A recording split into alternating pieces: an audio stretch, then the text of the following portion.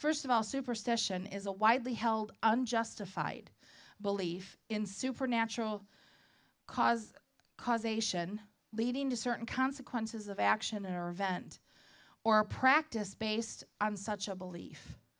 It's just simply what people just believe just because they believe it. Often they have no basis for it at all. None. First of all, I want you to know something. Science always backs God. Every time they do real research, it always backs God. God is absolutely accurate. He designed the world. He designs our bodies. He knows everything. That's why Jesus was never afraid. John chapter 10. I assure you most solemnly, I tell you, he who does not enter by the door into the sheepfold, but climbs in by some other way, elsewhere, from another quarter, is a thief and a robber. But he who enters by the door is the shepherd of the sheep. Jesus comes through the door, you guys. He comes because we invited him in the door. Remember? He knocks at the door. The watchman opens the door for this man, and the sheep listens to his voice and heeds it. And he calls his own sheep by name and brings them and leads them out. When he has brought his own sheep outside, he walks on before them, and the sheep follow him because they know his voice. They will never on any account follow a stranger. We've showed this video before of sheep out in the field, and someone else tried to call them. There wasn't their shepherd. They didn't come. But the minute their shepherd opened their mouth, those sheep came running. They know their shepherd. They will never on any account follow a stranger, but will run away from him because they do not know the voice of strangers or recognize his call. Jesus used this parable and illustration with them, but they did not understand what he was talking about. Now, before I read the rest of it, first of all, God showed me something. Who you follow is who you named as your shepherd.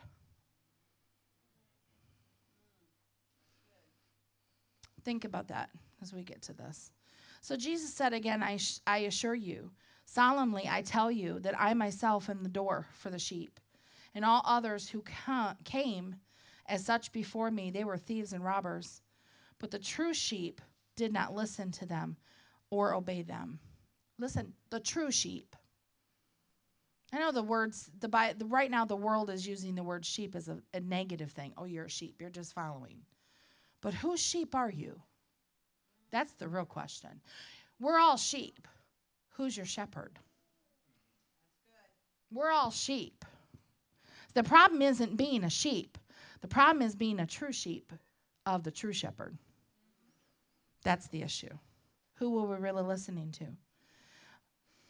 The thief comes only in order to steal, kill, and destroy. And I have come that you may have life and have it in abundance to the full, till it overflows. I am the good shepherd, and the good shepherd risks and lays down his own life for his sheep. But the hired servant who merely just serves for wages, who is neither the shepherd nor the owner of the sheep, when he sees the wolves coming, he deserts the flocks and runs away. And the wolf chases and snatches them and scatters the flock. Now the hireling flees because he merely serves for wages and is not himself concerned about the sheep and cares nothing for them. That's the government in its entirety. Oh, that's the WHO and the CDC. They could care nothing about you. They are there for a wage. And if you follow them, they'll lead you to the wolves. I am the good shepherd, and I know and I recognize my own, and my own know and recognize me. Even as truly as the Father knows me, and I know the Father, I am giving my very own life and laying it down on behalf of my sheep. First of all, nobody will lay down their life for you but Christ. That's right. If you're looking to some organization on this planet, it ain't going to happen because they're a hireling for a paycheck. They're not going to lay down their life for you. And I have other sheep besides these who are not of this fold, and I must bring and impel those also, that they will listen to me and my voice and heed my call. So there will be, and they will become one flock under one shepherd. He's talking about the Jews and the Gentiles, where we come under one shepherd together. That's exactly what he's talking about. Because he's saying, I have other sheep from another fold. You know what he was talking about? He was talking to the Jews. He was talking about us. He was talking about the Gentiles coming into the vine and into the fold.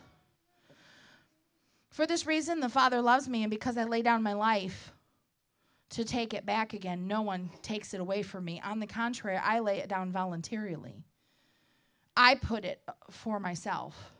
I'm authorized and have the power to lay it down and resign it. And I've authorized and have power to take it back again. And these are the instructions and orders which I have received as my charge from my Father.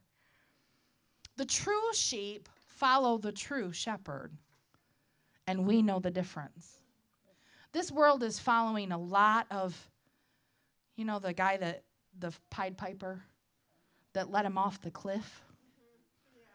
That's how I feel. I feel like I'm watching the world, and he's got the little song playing, and everybody's following Dr. Fossey right off the cliff. Wham.